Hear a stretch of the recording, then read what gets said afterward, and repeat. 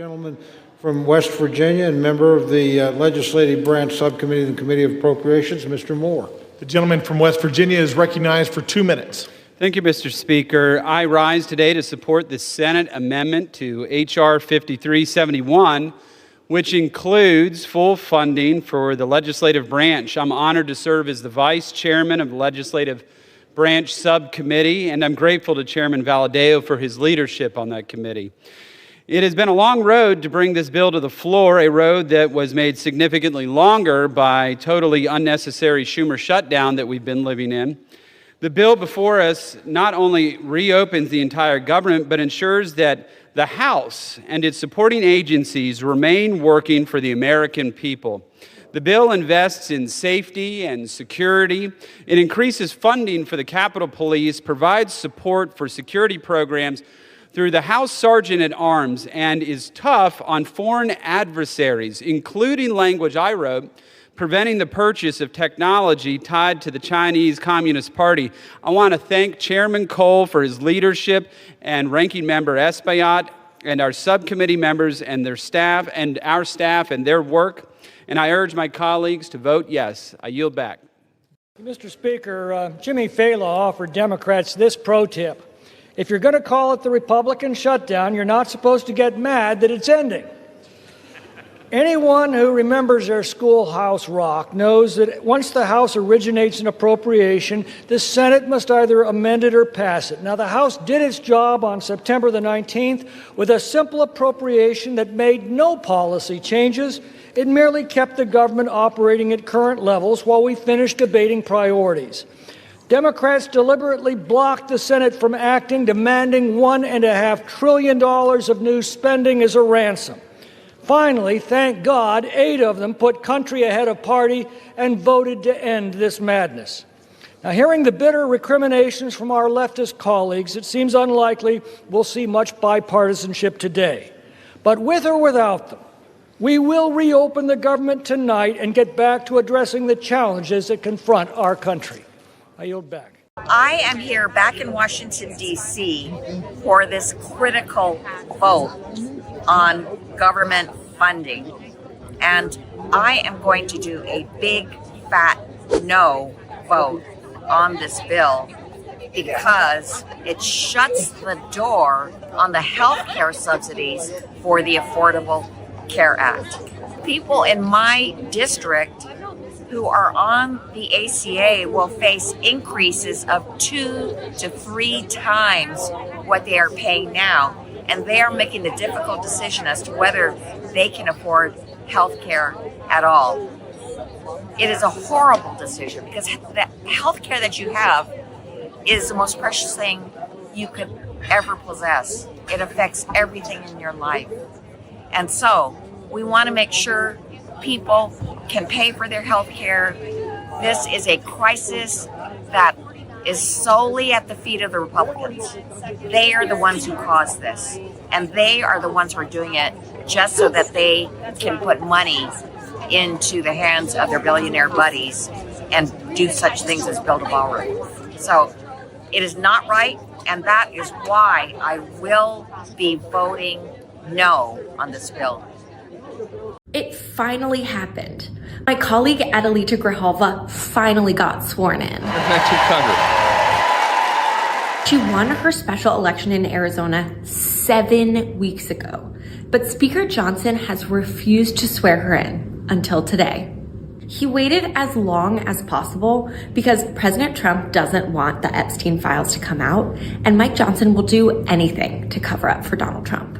And if I were him, I'd be scared too, because Oversight Democrats just released today a new set of emails tying Donald Trump to one of the victims. My colleague, Adelita Grijalva, is the final signature we need in order to force a vote to release the Epstein files so that the American people can have the transparency that they deserve and we can finally have real accountability. This is a huge deal. Spread the word. We're ready to get to work. Mr. Speaker, I rise to oppose this bill that allows health insurance premiums for 22 million American families to skyrocket and raises healthcare costs for everyone. Trump and his Republican cult of followers in Congress have unleashed shameful crisis of cruelty and corruption on the American people. First, they slashed Medicaid by $1 trillion, kicked 15 million Americans off of health care, set up the playboard for rural hospitals to shutter, all so that you could give $7 trillion in permanent tax breaks to their billionaire buddies. Then they refused to negotiate with Democrats to extend the Affordable Care Act tax credits so that 22 million Americans wouldn't have to choose between health care and rent. And when we refused to go along with that, they caused this 45-day Republican shutdown, illegally refused to pay SNAP benefits for the hungry, and illegally canceled flights, throwing the country into chaos. Trump and Republicans want to make you poorer and sicker. While Trump builds his gilded ballrooms, protects pedophiles, pardons those who buy his meme coins, and lets Americans starve. Shame on you. I'm a hell no on this bill. First, let's bring in House Majority Whip Tom Emmer from Minnesota. Good to have you with us. Sir, thank you very much for joining us. Glad to be here, Martha. So, some Democrats say that even though they tried to use this leverage that ended up making things very difficult for a lot of people who were waiting for paychecks in this country, they say it was worth it. Watch this. Is the shutdown worth it? Yeah, I think so. I hate it. But, yeah, it was worth it, definitely. We got people to pay attention to the fact that this is a traumatic, in many cases, life or death situation for people all over this country. Was the shutdown worth it? I think it was. A little bit of a pause there. Congressman Emmer, they think it was worth it, but they're not quite sure. Well, they know it wasn't worth it. Frankly, the answers are disgusting. The behavior is even more disgusting. Literally, we're going to be voting on a CR that came over from the Senate. Martha, it's the exact same CR that House Republicans sent to the Senate back on September 19th with only one change. That is that instead of having a November 21st deadline, because they burned more than 5 weeks on this thing, with this foolish and needless shutdown, it's got a January 30th date. They're also sending over 3 of the appropriations bills, which were essentially done in September. This has been completely futile. They got nothing for it, except they really did damage to the American people. I'm just glad that 8 Democrats finally came to their senses and put the American people before their politics. So let me ask you this. What is the priority for the GOP? Because there was a promise, essentially, that health care, which is clearly suffering under rising costs, and I know the administration has done a lot to try to put a lid on pharmaceutical prices. But what is this debate going to look like over the future of ACA? Well, let's talk about what the problem is. So Democrats right now are claiming, even though, by the way, they filed a 68-page bill as a counteroffer more than a month ago that demands $1.5 trillion in new spending, and you've heard it over and over, to put illegals back on taxpayer-funded health care, to blow up the rural health care fund. But the most important thing is this enhanced premium tax credit thing that they talk about, the temporary tax credit that was created during COVID. Literally, that bill, maybe a page and a half addressed that out of the 68 pages. So, look, their claim that it was about health care seems to be pretty hollow. But let's talk about health care. Even if you did what they want you to do, health care premiums are going up by about 30% on average. Those enhanced premium tax credits, Martha, would be checks directly to the fat and happy health insurers, right, instead of the American people. And by the way, they'd only cover about 5% of that 30% increase. What's the real solution? Addressing what was called the Affordable Care Act, which has really been the Unaffordable Care Act. Since that Democrat-only law was passed, health care expenses have gone up almost 100% for Americans. I hear you on all of this, Congressman. But before I let you go, give me one concrete thing that is a GOP priority to fix this issue. We've heard the president talk a little bit about giving the money directly to users rather than insurance companies. Give me one thing that your supporters can look at and wait to happen as soon as the government reopens with health care. More choice, more transparency, more competition. There's all kinds of ideas that have been developed over the last decade that you will start to see once we start moving forward. You cannot keep throwing money after a problem that you're not fixing. Republicans and Donald Trump are going to fix this problem. So you're going to get that passed with the House, the Senate, and the White House in what time frame? Before the midterms, you would have to, obviously. First things first, Martha, we got to open the government first. Once we get that open, we got to get this appropriations process done. And then you're going to see a whole host of things. You'd already talked about how the president has been going after the pharmaceutical prices. Yep. That's just the beginning. Okay, we'll be watching, and we hope you'll come back and fill us in on what the plan is. Thank you very much. Mr. Speaker, I rise today on behalf of every elder who can't afford their prescription, every parent who went to work hungry so their child could eat. In the United States of America, there is no lack of resource, only a deficit of empathy, political will, and courage. At its best, government is a backstop, a compassionate steward of the public good. At its best, government catches people when they stumble in a moment of hardship. At its best, government does right by the people, all the people. Struggle does not discriminate, Mr. Speaker. Hardship is not a character flaw and has zero to do with work ethic. Every single person is one diagnosis, one layoff away from hardship. Life can change at an instant. What we are bearing witness to is not only a lack of political courage, but it is a fundamental betrayal of the people. Incompetence and indifference to the suffering of our constituents and our neighbors. The shame and the sham of it all. Any member of Congress who would vote to deny a child a meal or medication, it is child abuse and neglect. I ought to file a 51A on you for that. Every person in this chamber, every person in our country has lost a loved one to cancer, and yet you would vote to deny people life-saving cancer treatment and research. Republicans control the House, the Senate, and the White House, and with the majority, you have chosen to enact harm to make people hungrier, poorer, sicker, and less safe. The shame and the shame of it all. You, the people, deserve better. We, the people, deserve better, and I won't stop fighting until you get it.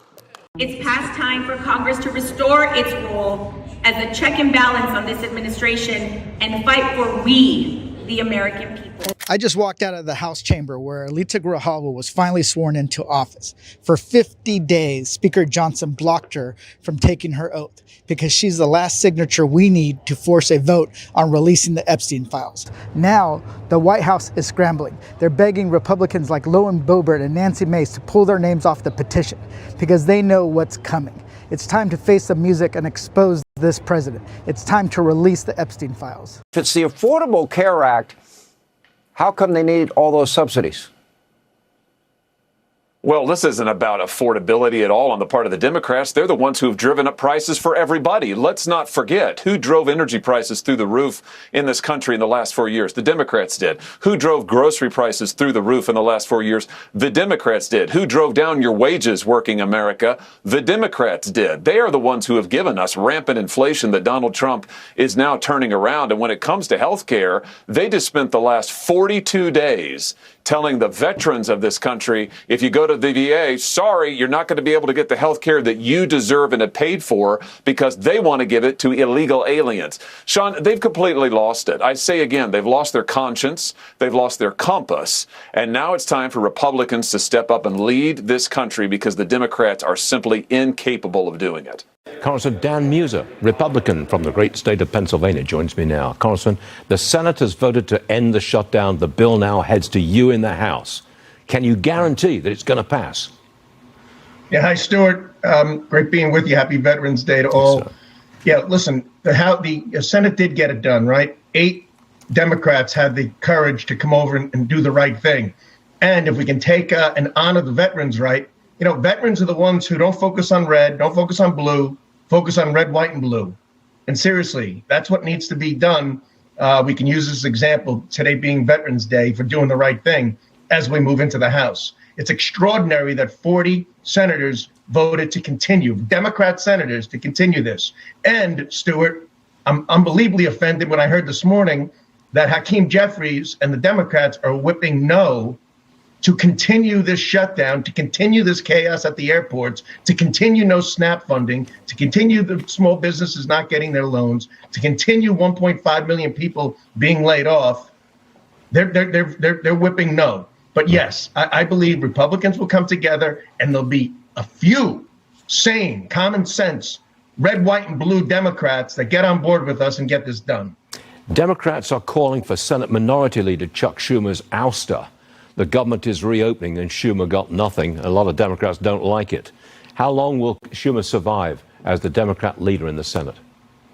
Well, the strategy is unbelievably bad. Everything they do. I mean, let's face it. Hakeem Jeffries, during the President Trump's State of the Union, when he ordered everybody to stand down and scowl at young people with cancer who were, and all the other things that they did, scowled at the First Lady. I mean, if America doesn't see that what the Democrats think is the right strategy to follow, and Schumer, shutting down the government for the last 41 days leading into tomorrow. There's a few Democrats that have come out and said, hey, this guy's days are over, and they're right, but it's the odd reason. Some of them don't think he's extreme enough. So that's a little concerning. The ones who want to take over are actually more extreme than Schumer. And then the list I saw who came out against him, there are some that are like, yeah, he got us into this mess in the first place. We can't have this. So there's a big dichotomy within the Democrat Party. And, hopefully we have enough with common sense and America sense to help us get some things done over the course of the next couple of years. Dichotomy, Congressman? No, it's a whopping great big divide. That's what it is. Congressman Dan Meuser. There you go. There you go. We'll take that. And Veterans Day, we thank you for your service, sir. Thanks very much. Stuart, thank you very much. Yes, sir. Mr. Speaker, I rise in opposition to a rule for a bill that does nothing to protect over 450,000 New Jerseyans who will see their health care premiums skyrocket. I took my first oath to the Constitution when I was 18 and went to the Naval Academy. It's an oath to serve, to run toward the fight. And so I ran for Congress after I saw Washington Republicans attacking the Affordable Care Act. I promised I would take on the status quo. I would fight the big fights, because that's what people expect of their leaders. That's what people deserve from their leaders. And I'm proud of the wins that I've delivered as your representative for New Jersey's 11th District. Capping the cost of insulin and prescription drugs for seniors, funding the Gateway Tunnel, the PACT Act for veterans, flood mitigation projects, delivering for Picatinny Arsenal. You have trusted me, New Jersey, and last week you placed your trust in me again, electing me your 57th governor. So I ran on a similar promise, to take on anyone and stop at nothing to lower cost and build opportunity for everyone. This will be my last speech in this chamber. I intend to submit my resignation next week and turn to protecting all of New Jersey. So my parting message to Jersey is, thank you. To my staff, thank you for your dedication to serving the 11th District of New Jersey. To my colleagues, do not let this body become a ceremonial red stamp from an administration that takes food away from children and rips away health care. 30 seconds. Gentlelady's given another 30 seconds. That rips health care away from people and takes food away from children. To the country, stand strong. As we say in the Navy, don't give up the ship. Thank you, and I yield back.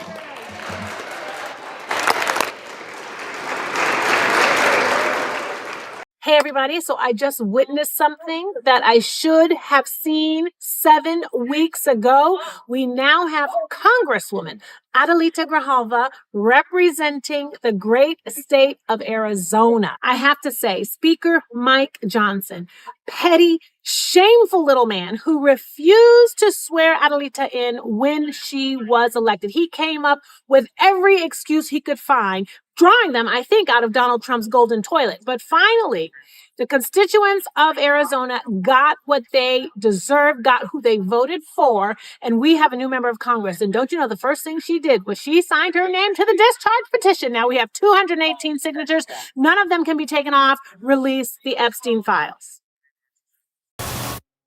Every American must have affordable health care, even if it means shutting this government down. The amount of money that actually is going towards people who are undocumented is such a small portion. A Democratic advisor said, quote, This will keep going until planes start falling out of the sky. This is our only moment of leverage. Leverage. Leverage. Leverage. Leverage. Leverage. Negotiating leverage. Of course, there will be families that are going to suffer, but it is one of the few leverage times we have. Passing this bill, we're going to restore where we would have been had we just done our work on October 1. So the question is, what was the last 45 days all about? The amount of wild rhetoric we've heard from Democrats ever since they shut the government down is astounding.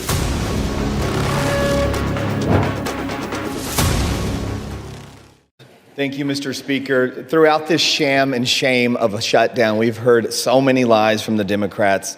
And over the last 45 days, and especially the last 45 minutes, I've heard them say this is an evil bill. Republicans don't care about the disabled. Trump is the worst president in history for children. They've said that Republicans are to blame for the fentanyl crisis. Republicans shouldn't take photos with veterans. January 6th, of course they mentioned that. Republicans are corrupt, and they've said that Republicans are starving kids. What they haven't said is the one thing that this bill does, which is open up the government. Not one Democrat is getting up here saying this bill opens the government. So let me remind them and my colleagues and the American people, this bill opens the government tonight.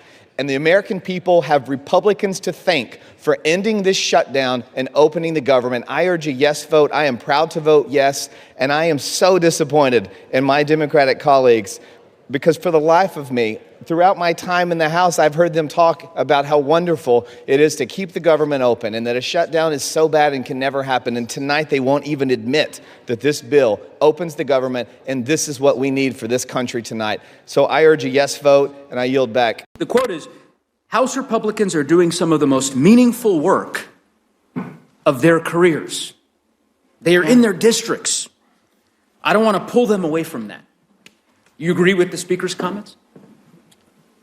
I don't speak for the Speaker, but I don't disagree with him. Look, we're waiting for No, the no, Senate that's to not the do its question. job. That's not the question. No, You answered it. You answered it. I don't Okay, so Chairman, disagree with the Speaker. it sounds like you're saying that you agree that this, with the Speaker. Republican members were doing some of the most, quote, meaningful work of their careers during that 54 days. I assume you were here in Washington and back in Oklahoma? Yeah. Right? Did you have any in-person town halls?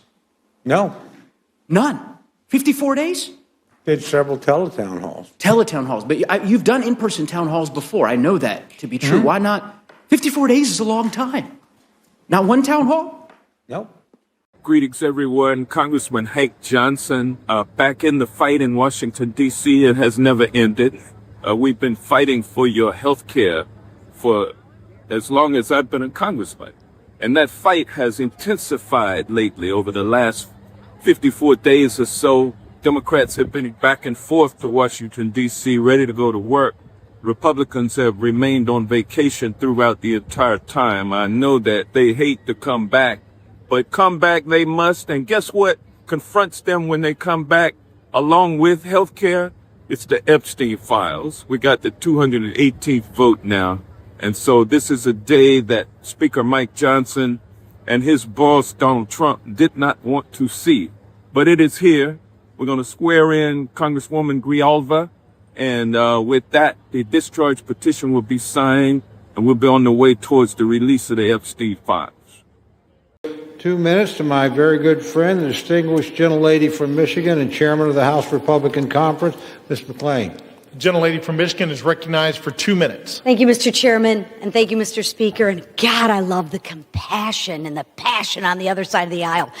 You know, we're worried about taking money out of families. Well, you know what? Y'all can do the right thing and vote yes. If not, you're the ones that are taking money from needy families, not us, because yes means yes, we want to feed the families. We want to have SNAP programs. No means we don't fund those programs. See how simple that is? But keep on with the rhetoric. I mean, it's cute, but the American people don't buy it. So, I mean, listen, for the past 40 days, Democrats have inflicted needless pain on hardworking Americans. They stranded millions of travelers. They denied food assistance for hungry families. And how did they do that? When you vote no to continue funding, that means you deny food stamps for hungry families. No means no, you don't want to pay them. Yes, like the Republicans vote, that means yes, we do want to pay them. So, they left our troops wondering when they'd get their next paycheck. And for what, Mr. Speaker? To use the American people as leverage. Don't take my word for it, take theirs. Leverage for more wasteful Washington spending. Spending that no one other than the radical left ever wanted. And to remind the American people, they wanted $1.5 trillion of their hard-earned tax dollars. But what did they get in return? They got nothing. They got nothing because Republicans refused to waste the American people's money. Not a dime for the radical climate change, not a dollar for tax-funded benefits for illegals, and not one single concession to their radical far-left base.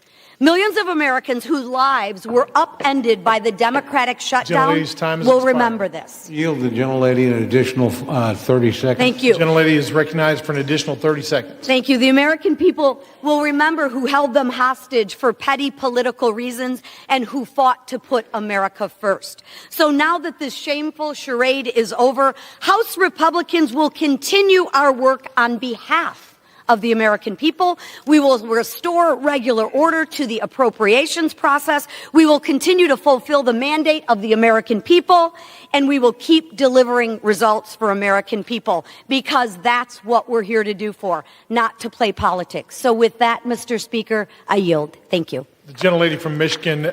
Hakeem did a magic minute, what we call a magic minute in the House, that went on for like 8 or 9 hours earlier this year. He could do that, but that's not going to be popular either with his party, with his voters, and with the American people, because everybody knows now this is going to pass, and so they should get up there, make their speeches, and then let it pass. That's really where we are right now, and I get it. They're upset because, quite frankly, this deal was offered to them the first week of the shutdown.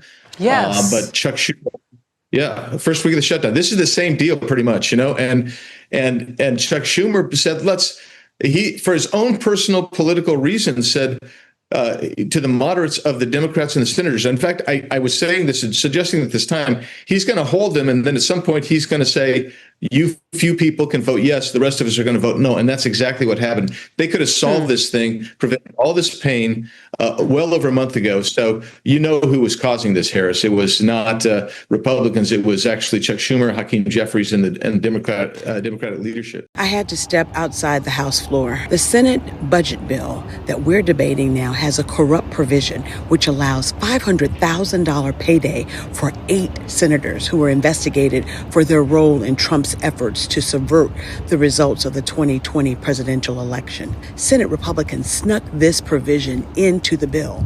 The provision, which is retroactive to 2022, allows any, quote, U.S. senator, end quote, not any citizen, mind you, not even any member of Congress, but, quote, any senator, U.S. senator, to receive $500,000 from the taxpayers if the Department of Justice subpoenas their phone records without giving them notice. And then, to add insult to injury, an extra $500,000 if DOJ seeks a lawful non-disclosure order from a federal judge. Now, who are these 8 senators that will benefit from this corrupt provision? Senator Lindsey Graham, Senator Marsha Blackburn, Bill Hagerty, Josh Hawley, Dan Sullivan, Ron Johnson, Cynthia Lummis, and yes, our very own Tommy Tuberville. No matter what you think about the rest of this spending bill, I think we can all agree that this is unacceptable, to be snuck into a spending bill that reopens government, a provision as corrupt as this. Why would we vote for a bill that has this provision in it?